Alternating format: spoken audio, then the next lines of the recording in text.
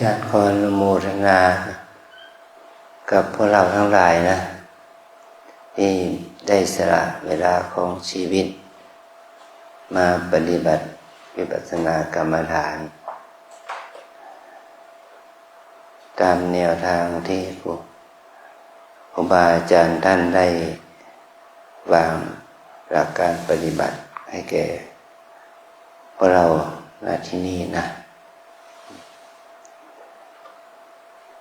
พวกเรานี่มาที่นี่ทั้งหมดมี14 คนนะวันนี้เราแพ้คนต่างชาติคนต่างชาติมาปัจจุบันนี้40 คนคนไทยเราแพ้แล้วแพ้ในปริมาณก็แพ้แล้วคนไทยเราเดี๋ยวนี้ทั้งพระทั้งผู้ชายทั้งไม่อยู่ขี้หญิงก็แพ้คนต่างชาตินะสถิติคนไทยเราไม่ถึง70 คน60 คนแต่ต่างชาติมีมากกว่าเราจะต้องเอาใจใส่ไม่ต้องเอาปริมาณเอาคุณภาพนะจะได้ไหมก็ให้เราตั้งใจทำเราตั้งใจปฏิบัติจริงอยู่เขาตั้งใจมาแต่ไกลบางคนนั่งเครื่องบินมาถึง3 ไฟล์จนถึงมาถึงมาเรานะแต่ว่าเราได้นั่งเครื่องบินไหมบางคนก็ไม่ได้นั่งเครื่องบินเนาะนั่งรถก็มาก็ถึงแล้วเนี่ยเขาตั้งใจมาจริงๆเขามาปฏิบัติ10 วัน15 วัน1 เดือน45 วัน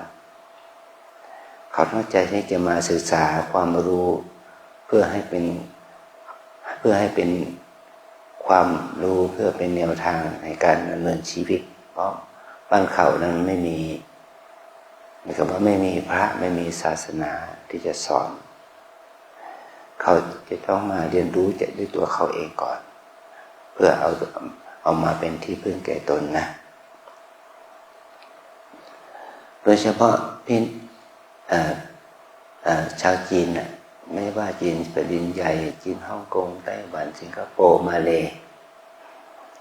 คนเหล่านี้เขาก็มีจิตที่จะศึกษาศรัทธาในพระศาสนาอยู่แล้วก็ให้เราในเรียนรู้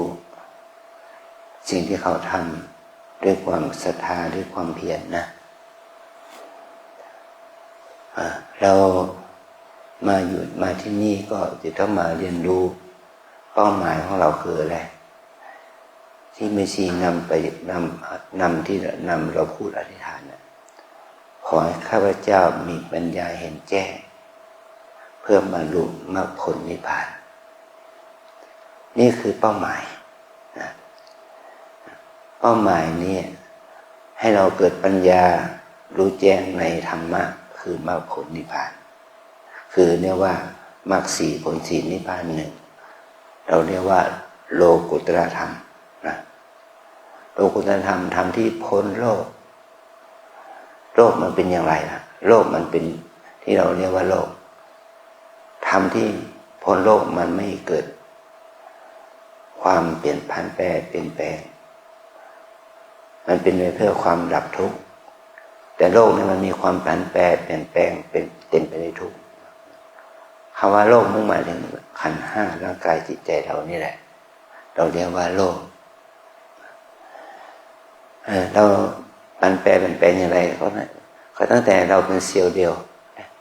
เชื่อปฏิสนธิของพ่อแม่ก่อตัวขึ้นมาเป็นสัตว์ตอนน้อยๆอยู่ในครรภ์แม่โตขึ้นมาจนถึงคลอดออกจากครรภ์แม่คลอดออกมาจากครรภ์แม่แล้วก็เติบโตมาจนในเด็กทารกมาจนถึงตอนทุกวันนี้มันเห็นไหมว่ามันเปลี่ยนแปลงมันผันแปรเปลี่ยนแปลงอันนี้จังผันแปรเปลี่ยนแปลงจากสิ่งที่มองไม่เห็นนะมาจนถึงสิ่งที่มองเห็นอย่างปัจจุบันนี้เป็นอย่างนี้นะมีความแก่ความเจ็บและมีความตาย เ เป็นที่สุดของชีวิตนะเรามาปฏิบัติเพื่อให้เราเห็นแจ้งว่าชีวิตนี้กายใจเนี่ยมันตกอยู่ในกฎ3ประการ1ตกอยู่ในกฎของพระไตรลักษณ์คือเรียกว่าอนิจจังพันแปรเปลี่ยนแปลง2ทุกขังทนอยู่ในสภาพเดิมไม่ได้3อนัตตาไม่อยู่ในอำนาจบังคับบัญชาไม่ได้นี่เป็นสิ่งที่เราต้องเรียนรู้สิ่งเหล่านี้เราจะเรียนรู้ด้วยอะไรด้วยการมีสติด้วยการมีสมาธิด้วยการมีความเพียรเพื่อให้เกิดตัวปัญญานะปัญญาเนี่ยเราเปรียบอุปมาเหมือนกับว่าความคมของมีดนะความคมของมีดเนี่ยเรียกว่าเราเปรียบได้อย่างดังปัญญาแต่มีดมันคมเองหรือเปล่าล่ะมันก็ต้องอาศัยการรับมีดหินรับมีดคนที่จะรับมีดนำประสานที่จะทำให้มีดนั้นคมขึ้นมีดมันไม่ได้คมเองใช่ไหมมันเพื่อเมื่อมีดนั้นมีผู้ประสงค์ที่จะให้คมนะเลยอาศัยการรับการฝนการมีหินรับมีดการมีน้ำประสานและความเพียรของคนนั้นมันจึงจะคมได้ใช่ไหมเช่นเดียวกันเราเองเนี่ยต้องการความคมของปัญญาจะคมได้ต้องมีสติต้องมีสมาธิต้องมีความเพียรสติสมาธิและความเพียรเนี่ยมันจะทำให้เรามีปัญญามันจะเกิดขึ้นต้องอาศัยความตั้งใจของเราต้องอาศัยความศรัทธาความเชื่อของเราฝึกให้เราเกิดความอดทนฝึกให้เราเกิดขันติธรรมฝึกให้เราเกิดความดีงามมันจะเกิดขึ้นมันต้องอาศัยความเพียรความอดทนเราจึงใช้เวลาฝึกตัวเอง3 วันมันก็ไม่ได้นะ5 วันมันก็ไม่สำเร็จนะ7 วันมันก็ไม่คุ้มนะเราต้องใช้เวลานานนะใช้เวลานานเหมือนกับเราเรียนหนังสือเราจบปริญญาโทปริญญาเอกอย่างน้อยปริญญาตรีเนี่ยเราเรียนกี่วันเราเรียนกี่เดือนเราเรียนกี่เทอมตั้งแต่เตรียมอนุบาลเลยใช่ไหมจบป.1 ป.4 ป.6 ม.1 ม.3 ม.6อะไรความรู้มันพอไหมมันก็ไม่พอนะศึกษาแล้วเรียนระดับปริญญาตรีก็ยังหาความรู้ที่จะจบปริญญาโทปริญญาเอกเป็นผส.รส.เป็นส.เป็นศาสตราจารย์ความรู้อย่างนี้มันก็เอาเป็นความรู้ที่เราใช้สำหรับเอามาหาเลี้ยงชีพแต่ทางพระพุทธศาสนาเราเนี่ยมีความรู้อย่างนี้เหมือนกันเป็นปริญญาเหมือนกันมีปริญญา3 อย่างเหมือนกันนะปริญญา3 อย่างนี้ไม่ใช่ปริญญาตรีโทเอกปริญญาปริแปลว่ารอบญาแปลว่ารู้รอบความรู้รอบของเรามี3 ระดับญาตะปริญญาญาตะปริญญาแบบรู้ตามที่มันเป็นความรู้นี้เนี่ยแปลว่ารู้ตามที่มันมีอยู่ตามเป็นจริงรู้กายรู้ใจตามเป็นจริงหรือว่ารู้ธาตุรู้ธรรมตามเป็นจริงนะรู้กายรู้ใจตามเป็นจริงเรียกว่าญาตะปัญญากำหนดรู้ตามอาการที่มันเป็นเราจะต้องรู้จากกายว่ากายนี้เป็นสิ่งที่ไม่รู้อารมณ์กายนี้เป็นสิ่งที่ผันแปรเปลี่ยนแปลงเสื่อมสลายรู้ใจคือจิตใจเราเนี่ย ใจมันมีลักษณะ4อย่างอย่างที่1เขาเรียกว่ารู้สึก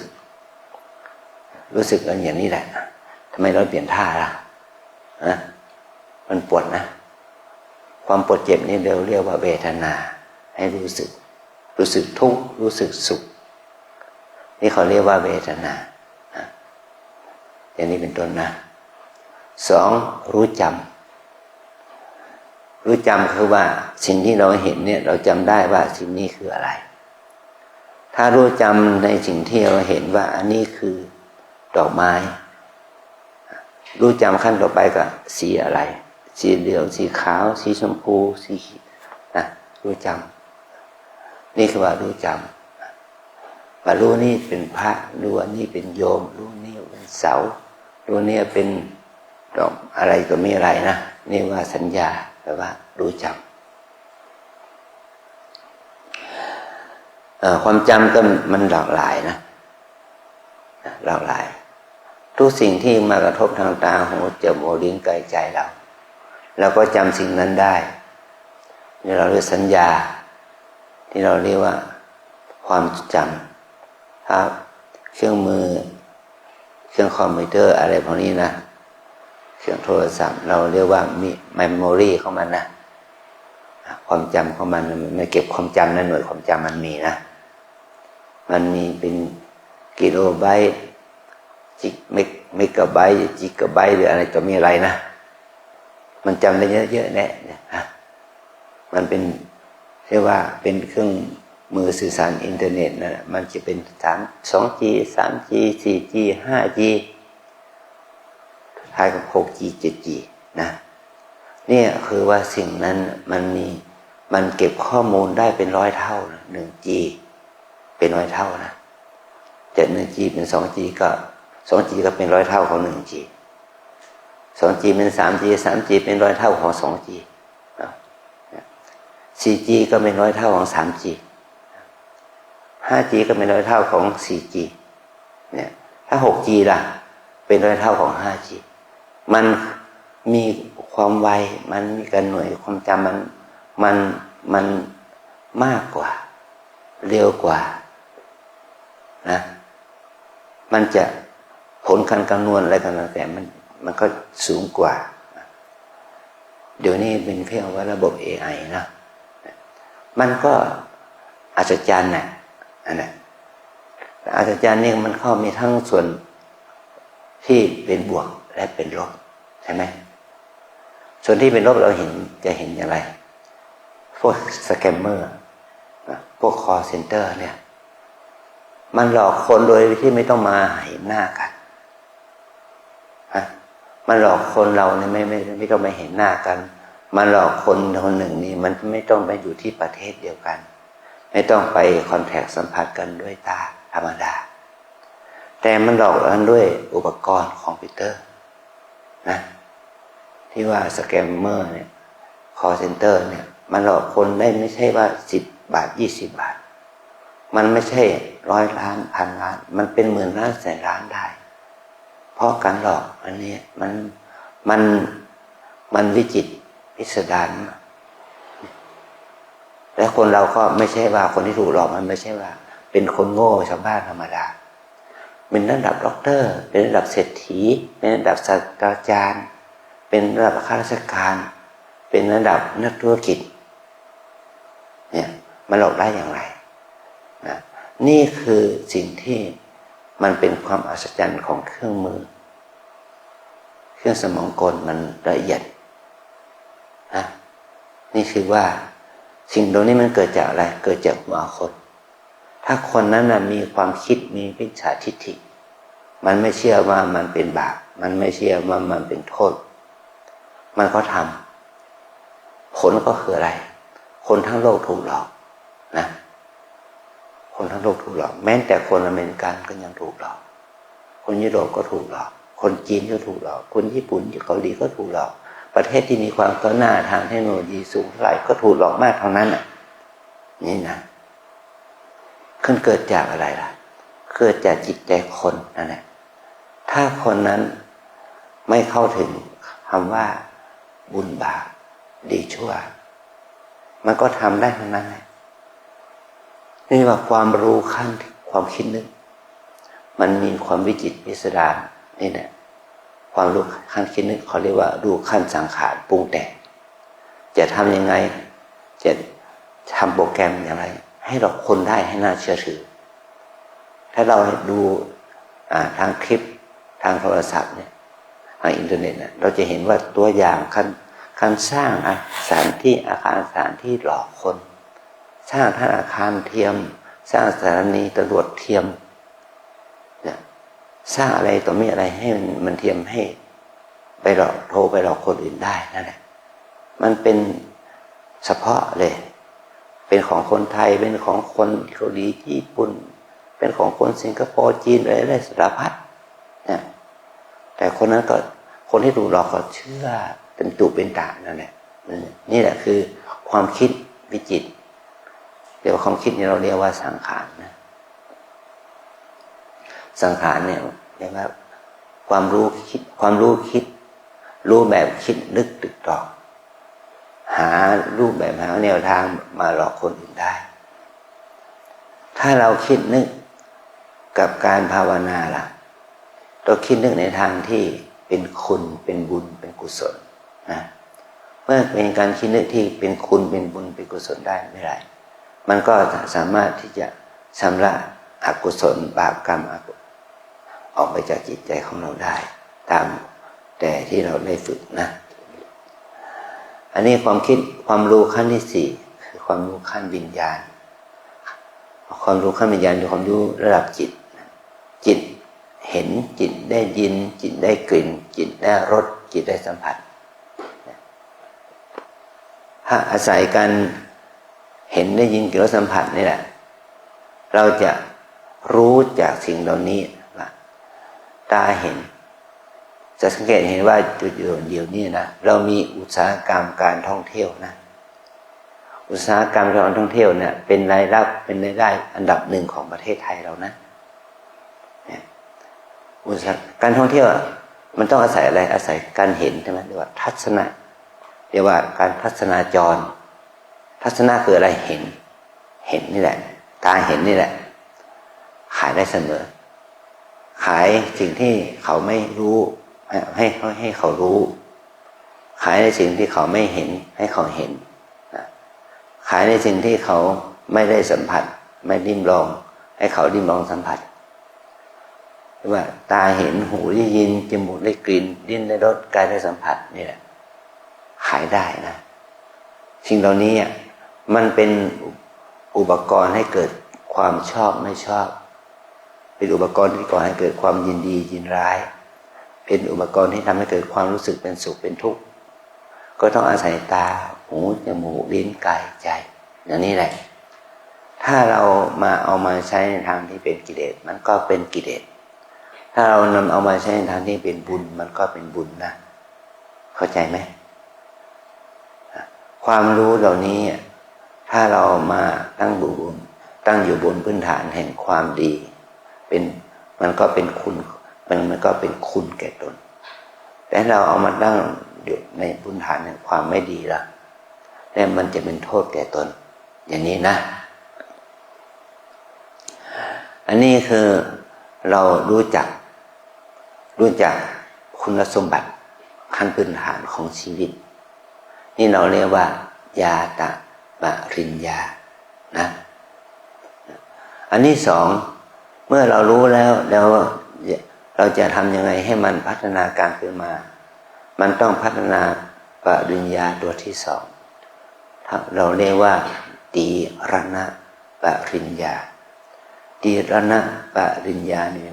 ความรู้ที่เกิดขึ้นจากการพิจารณาว่ากายใจเนี่ยมันเป็นสิ่งที่ผันแปรเปลี่ยนแปลงตีรณะแปลว่าพิจารณาเห็นไตรลักษณ์เห็นความเป็นอนิจจังทุกอย่างที่เกิดขึ้นเนี่ยเกิดขึ้นแล้วมันต้องตั้งอยู่และดับไปเป็นธรรมดาฝึกให้เราเห็นความเป็นของไม่เที่ยงเป็นอนิจจังนะเป็นอนิจจังเป็นทุกข์แบบทนอยู่ในสภาพเดิมไม่ได้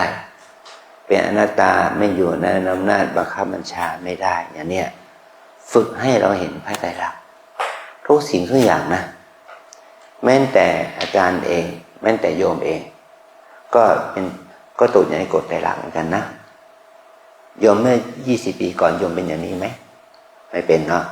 เมื่อ30 ปีก่อนโยมเป็นอย่างนี้ไหมก็ไม่เป็นเนาะเนี่ยเมื่อ10 ปีก่อนนี่หนูเป็นอย่างนี้ไหมก็ไม่เป็นนะเพราะว่ามันเปลี่ยนแปลงความเปลี่ยนแปลงนะคือภาษาพระเราเรียกอนิจจังจากเด็กอนุบาลมาเป็นเด็กประถมเราก็เรียกว่าโตแล้วจากเด็กประถมมาเป็นเด็กมัธยมมันก็โตขึ้นกว่าเดิมจากเด็กมัธยมเข้าสู่เด็กมหาวิทยาลัยละมีวุฒิภาวะ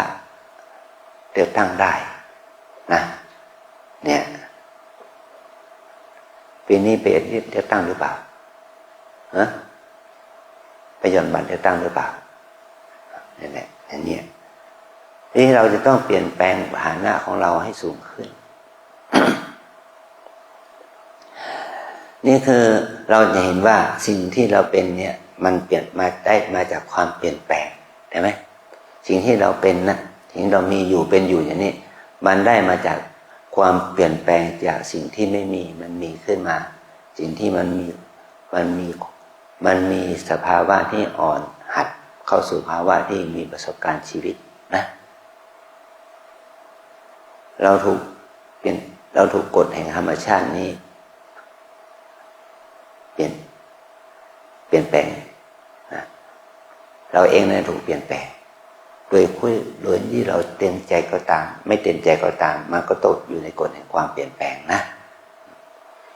จากภาวะที่ไม่ที่ว่ามันอ่อนแอมันก็เข้มแข็งขึ้นจากภาวะที่เข้มแข็งขึ้นก็เป็นภาวะที่ถูกเปลี่ยนแปลงให้อ่อนแอจากความเป็นหนุ่มเป็นสาวก็เปลี่ยนแปลงให้เป็นผู้สูงอายุแก่ลงมันก็เปลี่ยนแปลงเนาะจากแข็งแรงก็อ่อนแอลงอย่างนี้นะนี่คือสภาวะชีวิตสภาพของชีวิตมันก็เป็นอย่างนี้แหละเนาะนี่คืออนิจจังนี่ความเป็นทุกข์นี่แหละคือความเป็นของที่ไม่ใช่ตัวตนบังคับบัญชามันได้ไหมบังคับบัญชาไม่ได้นี่เราเรียกว่าอนัตตาไม่อยู่ในอำนาจบังคับบัญชามันไม่ได้นี่คือสัจธรรมนะเมื่อเราเข้าใจด้วยภาวนาไม่ใช่เข้าใจด้วยการกล่าวนะเมื่อเราเข้าใจด้วยการภาวนาด้วยปัญญาภาวนาแล้วมันจะทำให้เราสามารถละความยึดมั่นถือมั่นจากความเป็นของเที่ยงเป็นสุขด้วยความเป็นของที่มีตัวตนมันก็จะเข้าใจว่ามันของไม่เที่ยงเป็นทุกข์มันเป็นของที่มันมีตัวตนนี่แหละมันจะทำให้เราละความยึดติดยึดมั่นออกจากจิตใจได้ละกิเลสความโกรธโลภหลงออกจากจิตใจได้ภาษาพระเราเรียกปหานะปหารแปลว่าละปหานะปริญญาแปลว่ารู้ด้วยการละความยึดติดยึดมั่นออกจากจิตใจได้อันนี้แหละจะเป็นธรรมะที่สูงขึ้นไปตามลำดับจนถึงทำให้เราเข้าถึงความพ้นทุกข์คือมรรคผลนิพพานได้ไม่ใช่ว่าได้ด้วยการนึกคิดเอาไม่ใช่ได้ด้วยการฟังเอาไม่ใช่ได้ด้วยการเขียนอ่านนะคิดนึกเขียนอ่านแต่ได้ด้วยการดูประสบการณ์ตรงจากภายในของเราเองนี่คือว่าเป็นปริญญาขั้นที่ 3เราจะได้ตัวธรรมะทั้ง3ประการนี้ก็ต้องอาศัยการศึกษาการเรียนรู้จากตัวเราเองเรียนรู้จากกายที่กว้างศอกยาววาหนาคืบนี่แหละที่มีใจครองนี่แหละนะให้เราเรียนรู้ถึงว่าสิ่งเหล่านี้มันมีคุณสมบัติขั้นพื้นฐานเป็นอย่างนี้มันผันแปรเปลี่ยนแปลงเป็นอย่างนี้มันเกิดดับอย่างนี้เป็นธรรมดานะไม่ต้องกลัวว่าเราจะไม่แก่ไม่เจ็บและไม่ตายทุกคนมันต้องแก่เจ็บตายเหมือนกันเนาะผันแปรมันก็ผันแปรเปลี่ยนแปลงไปตามอาการที่มันเป็นเช่นนี้แหละนะอันนี้นี่คือแนวทางปฏิบัติของเรานะแนวทางปฏิบัติเนี่ยเรามาอยู่ที่นี่เราต้องมาพัฒนาศีลของตนรักษาศีล รักษาศีลมีระเบียบกฎเกณฑ์ที่จะทำให้เรารู้ถึงความเป็นโยคีที่ดีเรามาถึงที่นี่แล้วก็เราได้รับการต้อนรับโดยการให้เราอ่านระเบียบใช่ไหมโยคีทุกคนเนี่ยอ่านระเบียบหรือเปล่าอ่านระเบียบหรือเปล่าก็รู้ระเบียบแล้วเนี่ยว่าเป็นศีลของเราศีลของเราคือระเบียบนั่นแหละระเบียบมันกว้างมันมีหลายข้อนะแต่ว่าศีลที่เราจะต้องรักษานอกจากระเบียบแล้วก็ต้องมีศีล 8เนี่ยเมื่อเราถือศีล 8เราจะทำอย่างไรให้เราเป็นคนดีได้โดยการรักษาศีล 8เนี่ยก็สมาทานศีลแล้วเนาะข้าพเจ้าขอสมาทานซึ่งสิกขาบทคืองดเว้นจากการทำสัตว์ให้ตกล่วงไปคือฆ่าสัตว์เป็นจากการฆ่าสัตว์เป็นต้นนะเราจะต้องทำหน้าที่นี้ต่อตราบใดที่เรายังเป็นโยคีเราจะต้องฝึกในการมีเมตตาต่อคนอื่นสัตว์อื่นนะมีเมตตาต่อคนอื่นด้วยมีเมตตาต่อสัตว์อื่นด้วยคือเป็นการฝึกรักษาศีลนะรักษาชีวิตคนอื่นนะรักษาสิทธิความมีอยู่นะรักษาสิทธิความมีอยู่ในฐานะแห่งความเป็นคนในฐานะแห่งความเป็นสัตว์ทั้งหลาย อันที่สองเราต้องฝึกอะไรฝึกให้เรามีสมาธิฝึกให้เรามีสติฝึกให้เรามีความเพียรความอดทนนะเมื่อเราฝึกเจริญสติเจริญสมาธิฝึกเจริญความเพียรความอดทนให้เกิดขึ้นนี่คือข้อคิดที่จะต้องให้เราได้พัฒนาฝึกเพื่อให้เราพัฒนาตัวเองนะแม้เราจะมา3 วันอย่างที่อาจารย์บอกแล้วมันไม่พอนะเหมือนกับว่าเรามาเล่นกีฬาเป็นกีฬาที่มีผลตอบแทนสูงมีคุณค่าทางสังคมสูงแต่เรามาฝึกแค่3 วันมันพอที่จะเป็นนักกีฬาทีมชาติได้ไหมไม่ได้เนาะเป็นตัวแทนทีมจังหวัดได้ไหมมันก็ไม่ได้มันต้องฝึกตัวเองให้มีสมรรถนะทางการเล่นมีความรู้ทางวิทยาศาสตร์การกีฬาให้รู้ถึงคุณค่าของการฝึกอย่างนี้ได้อย่างไรเราจะต้องฝึกให้มันมีสมรรถนะให้เก่งให้ดีให้มีประสบการณ์ที่ดีให้มีความเก่งและมีคุณภาพสมรรถนะทางสปิริตความมีผลมีความมีน้ำใจมันต้องมีด้วยนะอย่างเห็นว่าเราจะเห็นตัวอย่างนักกีฬาที่คุมอารมณ์ตัวเองไม่ได้นี่แหละระดับทีมชาติแล้วคุมตัวอารมณ์ตัวเองไม่ได้นะเป็นผลเสียทั้งแก่ตัวเป็นเราในฐานะที่เราเป็นตัวแทนทีมชาติมันก็เสียสปิริตเนี่ยคือเราจะต้องมีความฉลาดทางอารมณ์มีสติสัมปชัญญะมีความคิดนึกที่ดีงามให้เกิดขึ้นกับตัวเราด้วยนะ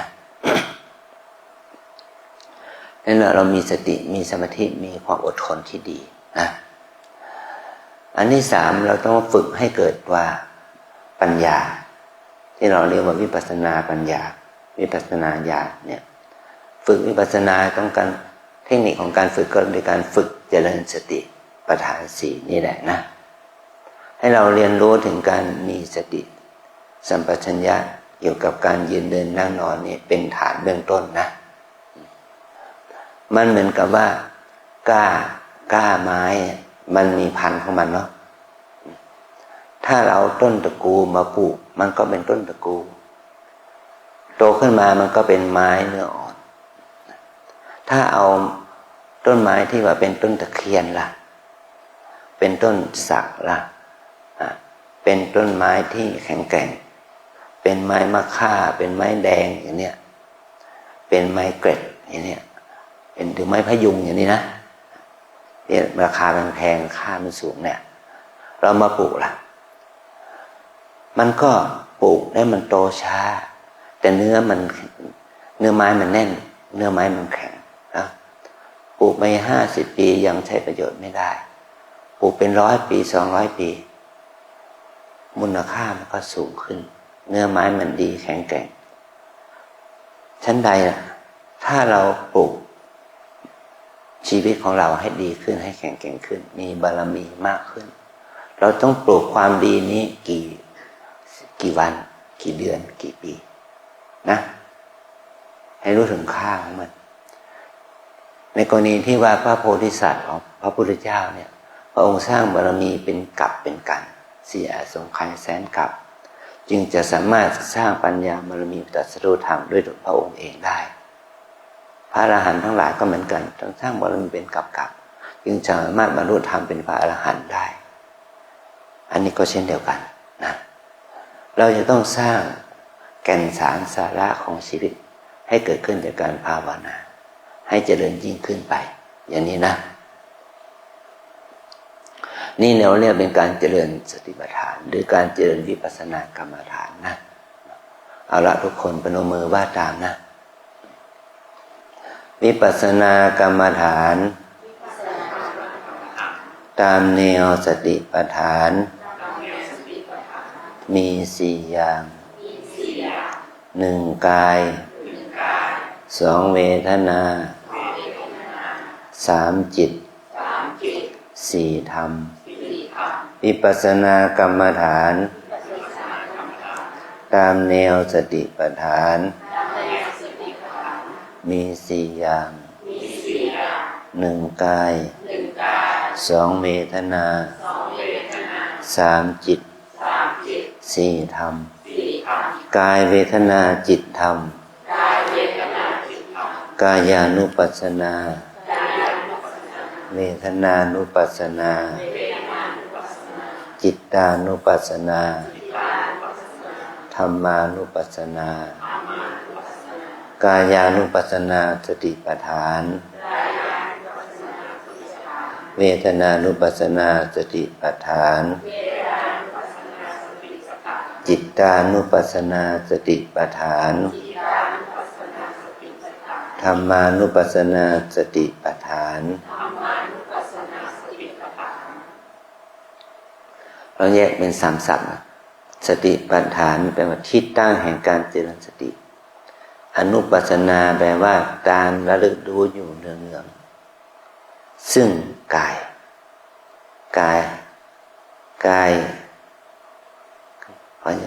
บวกกับอนุปัสสนาแปลว่ากายานุปัสสนาสติปัฏฐานที่ตั้งแห่งการเจริญสติคือการระลึกรู้อยู่เนืองๆซึ่งกายการที่ตั้งการเจริญสติคือการตามระลึกรู้อยู่เนืองซึ่งเวทนา